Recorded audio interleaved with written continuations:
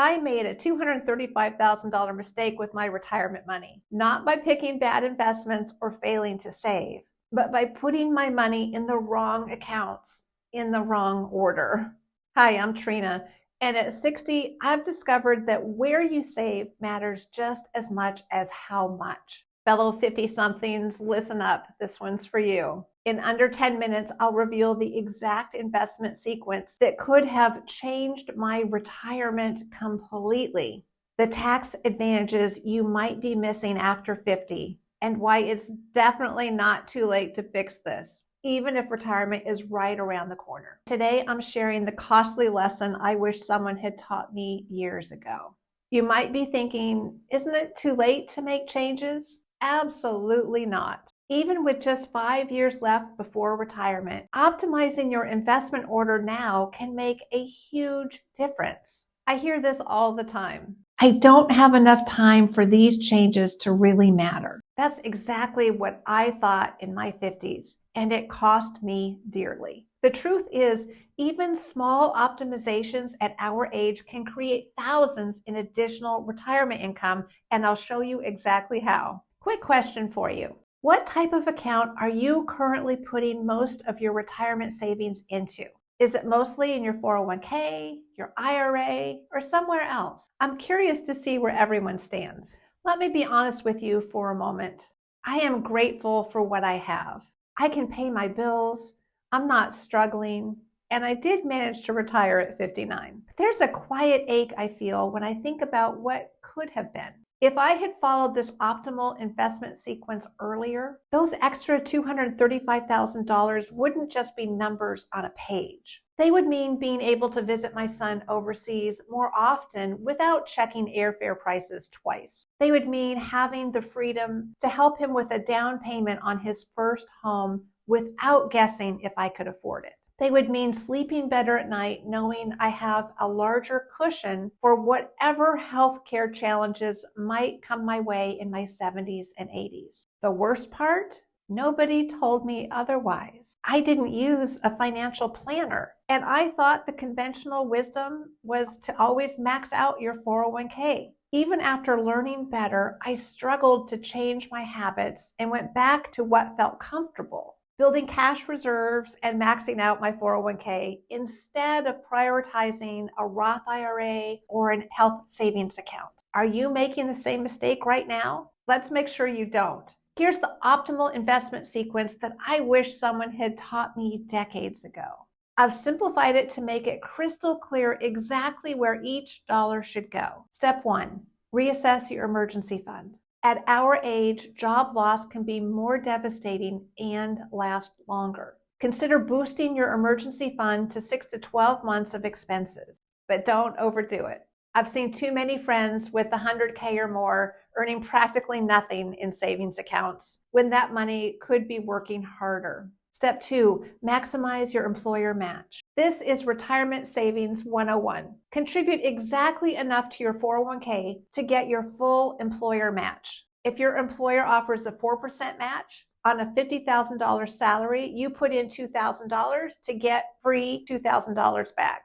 That's an immediate 100% return. But here's the key. Get the match and then stop. Don't put another penny in your 401k until you've completed the next steps. Most company 401ks have limited investment options with higher fees compared to what you can access elsewhere. Step 3, tackle high interest debt. Entering retirement with high interest debt is a retirement killer. Before you put another dollar into retirement accounts beyond the match, eliminate any debt with interest rates above 6%.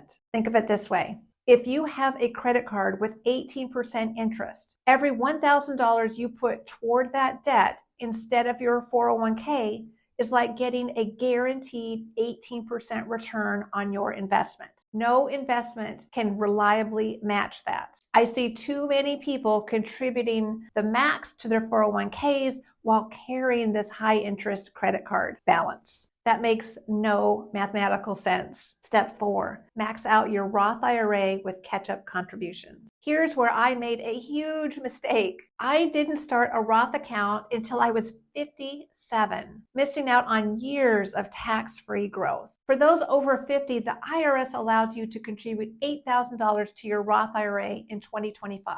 That's a $7,000 base plus $1,000 in catch-up contributions. The Roth gives you tax-free growth and withdrawals, plus flexibility your 401k doesn't offer. Many of us in our 50s think, I won't have enough time for the tax-free growth to really matter. That's simply not true. Even 5 to 10 years of tax-free growth can add up significantly. Step 5, leverage an HSA with catch-up contributions.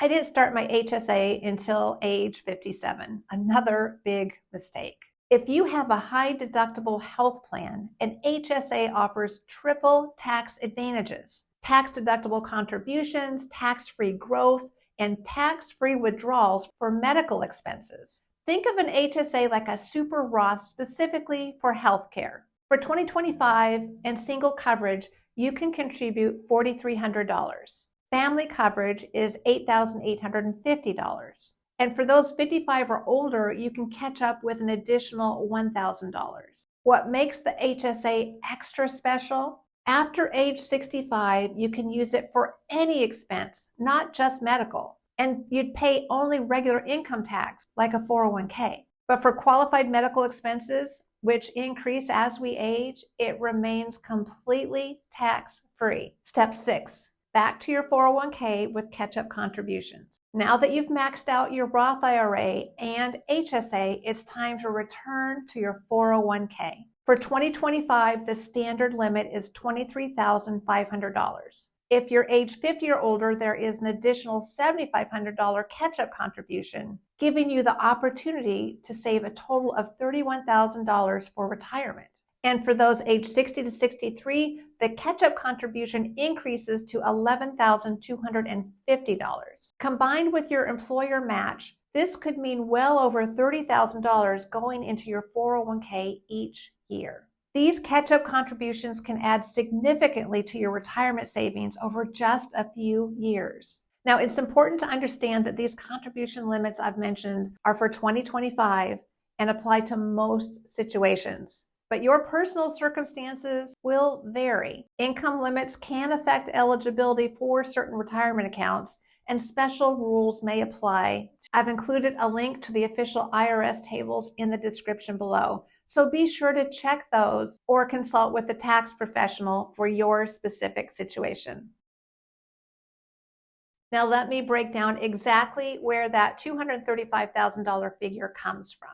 If I had started following this optimal investment order in my mid-40s instead of waiting until 57, here's what I'd have. For my Roth IRA, investing $6,000 per year for 12 years, I would have $72,000 in contributions. With average market returns of 7%, this would have grown to about $153,000, all of which would be completely tax-free in retirement. For my HSA, investing $3,500 per year for 12 years, I would have $42,000 in contributions. With the same 7% growth, this would have grown to about $82,000. Again, completely tax-free for healthcare expenses. That's $235,000 in tax advantage money that I simply left on the table by following outdated advice.